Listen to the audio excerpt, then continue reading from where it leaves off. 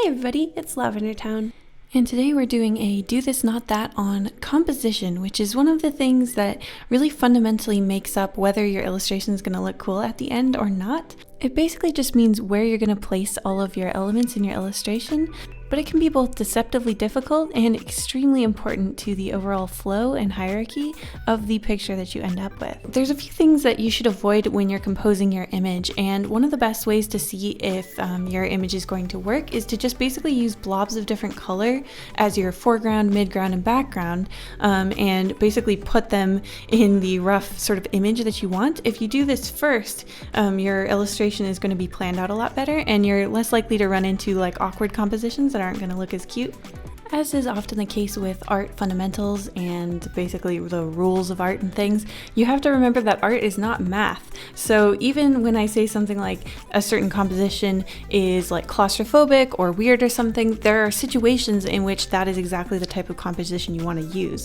When I'm talking about composition basics, basically what I'm saying is the kind of things that make your image as appealing and nice to look at and clear as possible. But there are situations, especially in story-based illustration and stuff, where you actually want it to be less clear and more claustrophobic or more sort of like off-putting. Horror illustration uses that all the time. You just kind of have to think about knowing what is appealing so that if you need to make it unappealing, you will know how.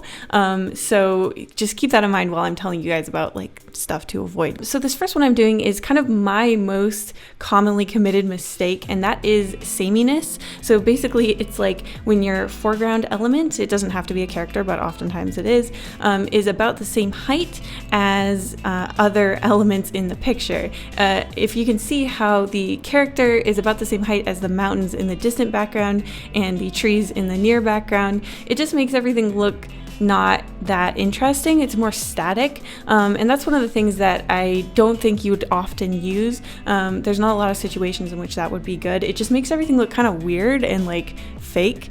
Another problem is that the character is standing on the same sort of plane that the background elements are, so it just feels super flat, like it's just very weird.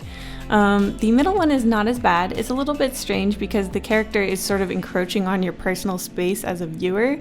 Like they're just really close, and shoulders up is also a strange way to frame a character in a sort of in dimensions like this, because there's so much space above their head, but you just kind of have their face like right there. An example of someone actually using this is in Fantastic Mr. Fox, a stop motion film that Wes Anderson directed, and as you can see here, you get like this weird sensation of the character sort of encroaching upon you and being really confrontational. It works really well in this scene because it's sort of a tense scene and this character is really frustrated, but it's a good example of how this composition can be used to make a scene more uncomfortable or just sort of more like the character's like staring right out at you, and it feels like an angry composition, if that makes sense. In the far right, the primary problem is that our most important element, which is the character, is being completely drowned out by the bigger elements of the mountains and the trees. There are ways to make your most important element be the smallest thing in the image, but it's pretty difficult, so I don't recommend it unless you have to do it or you're doing it for some particular reason, because it just leaves the image with a weird hierarchy and the viewer won't know where to look. So now I'm going to actually do some composition work for my webcomic. I had to make a cover for chapter 8 because that just got started up, and I knew that I wanted my character to be sort of centered. I wanted it to feel surreal and dreamlike. So one way to make something feel surreal or dreamlike is to make it more centered than a more sort of like naturalistic scene. If you're trying to make something look realistic and like it hasn't been composed, what you want to do is make sure that like nothing is in the center and everything feels relatively chaotic. In this one, because I want it to feel like a dream, I'm going to do the opposite of that, where I'm going to try to keep the character right in the center, and I'm going to bend the elements of the background in towards her, like everything is sort of like molding around her. This is another example of how like something that is a composition rule, generally you want to break it in this particular scenario, because usually you would not not want the background elements sort of molding around your character. In fact, that can be kind of a beginner's mistake if you draw the character first and then everything in the background, you don't want it to overlap with the character and it ends up being like a weird cookie cutter shape around them with nothing like interacting behind them. You don't want to do that if you're doing something realistic. But in this case, like I said, I'm trying to get a specific type of like feeling invoked here. There was a genuine composition mistake that I made here, which is that foreground tree, it's too close in size to Planchette, and that makes me crazy.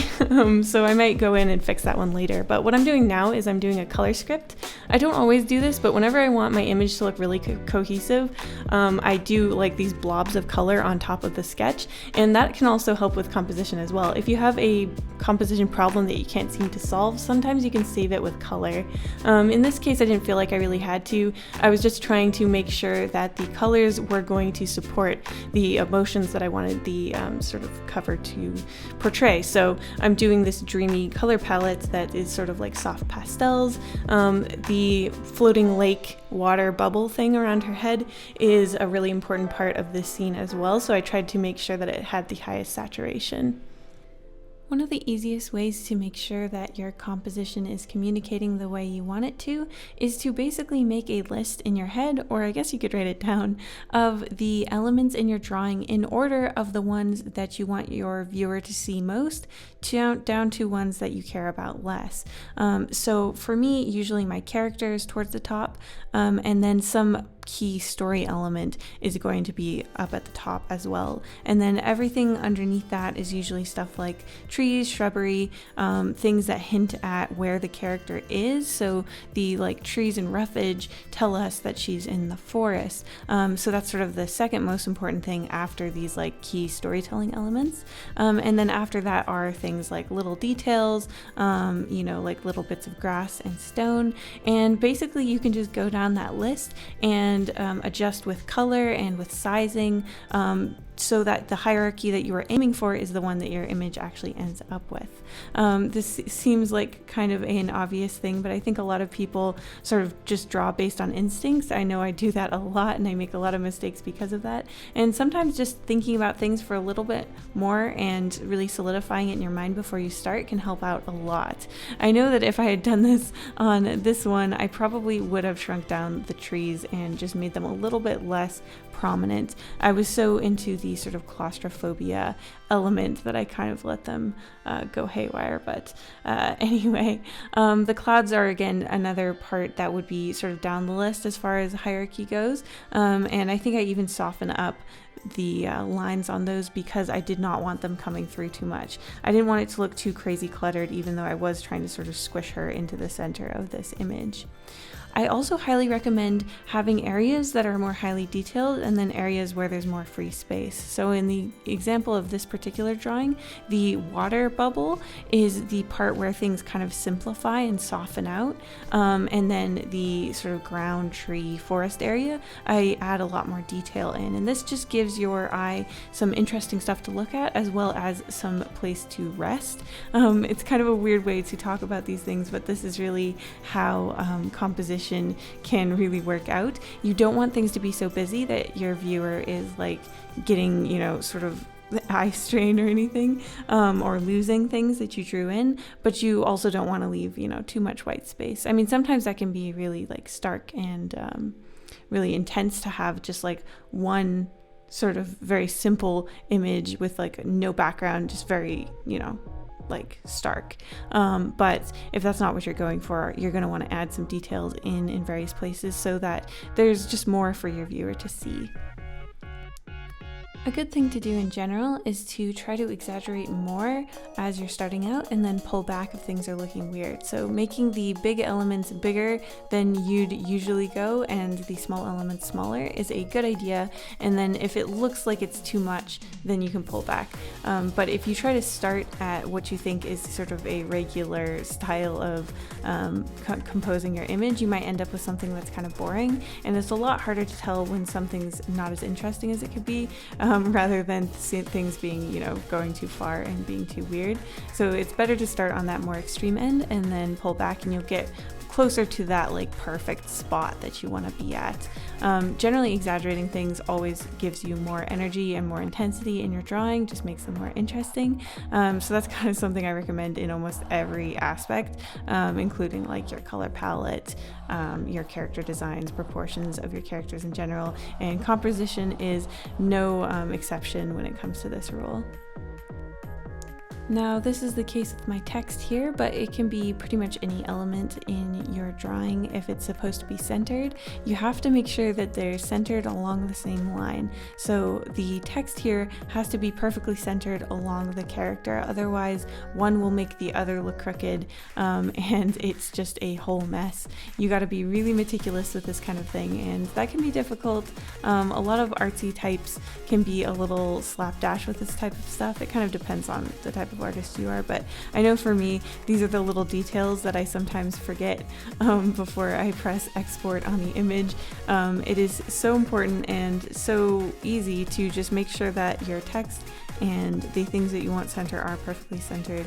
Usually you just press transform and it should auto snap when you're moving it around into the center, just to make sure that everything is right where it's supposed to be. I hope this video was helpful to you guys, or at least entertaining. Let me know if you have anything that you want me to do a Do This Not That on in the future, and until then, I will see you guys in the next one.